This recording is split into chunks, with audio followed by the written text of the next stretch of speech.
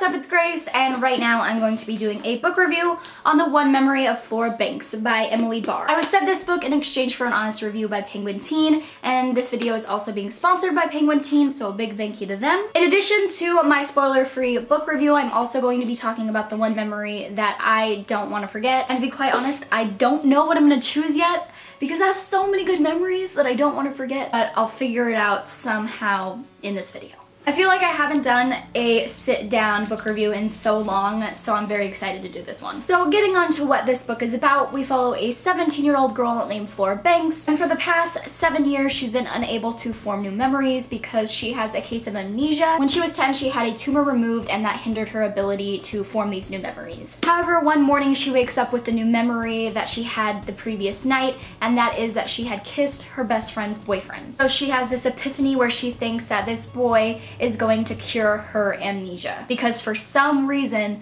that kiss is what triggered her ability to remember. Starting off, I will say that I was pretty skeptical going into this book. I don't like the idea of like a girl kissing a boy and then for some reason that is what cures her, especially in this day and age. Like, a boy isn't gonna save you, you are the only one that's gonna save yourself. If you have this idea when going into this book that this is how it's gonna be, it's not. Everything is definitely not as it seemed in this book, which I appreciated. Now, getting on to how I felt about this book, I did give it 3 out of 5 stars, which is, for me, a 3 out of 5 stars means it was a good book. I enjoyed it. I'm just probably not ever gonna read it again, but I would recommend it. I feel like I would enjoy this book a lot more if I was maybe like 2 or 3 years younger, because this is kind of the ultimate self-discovery story, because she's not only just like a teenage girl, she's a teenage girl who's kind of lost her past 7 years, so she's really finding herself. So when I first started this book, the writing style is a little odd because she does have amnesia, so it's very repetitive, kind of monotone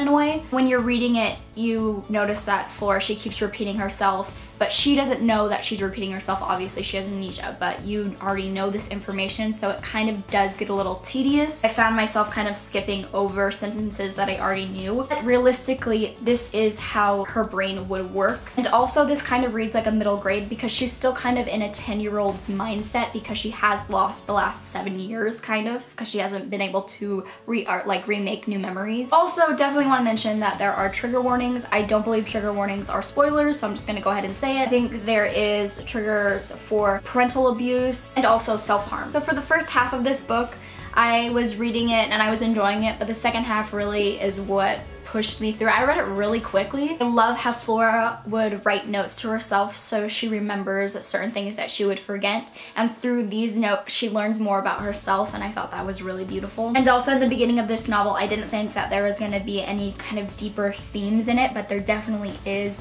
There is also a mystery aspect of this book because Flora doesn't know new memories. It seems that there's people in her life that are hiding the new memories from her, so it adds this really cool mystery into this story. I think my biggest complaint of this book is probably just the writing. Like, I do understand and appreciate why it's written like this. I feel like at some points it was just too monotone, and so I felt myself kind of drifting while reading it. But the points of this book that really gripped me, and I didn't want to put it down. Overall, this was an enjoyable read. I definitely want to lend this book out to my best friend's sister because I feel like she'd really enjoy it. This book is coming out on May 2nd, and so by the time that you are watching this video, it will be released. Getting on to a memory that I don't want to forget, I still don't really know what I want to say. I know for a fact one of the memories that I don't want to forget that is so vivid and fresh in my mind, the day that my niece Jolie was born.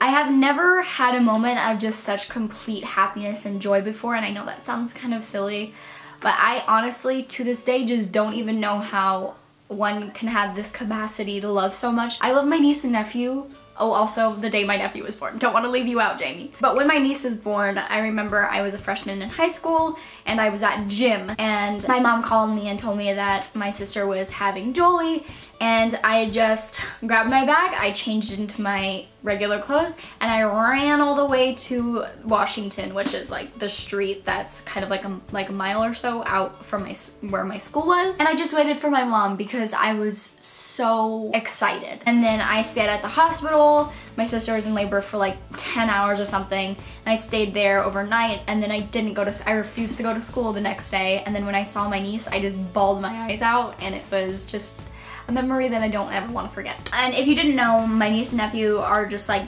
my favorite people in the world. Pretty much me and my oldest sister and my mom raised my niece and nephew because unfortunately their parents aren't really in the picture, but I wouldn't really want to have it any other way because they are so loved. So I feel like the bond that I share with them is, I'm not gonna say like more intense than, you know, regular people that have a niece and nephew, but since they don't really have, you know, that conventional parental figures, they have kind of just, you know, their grandma and their aunts.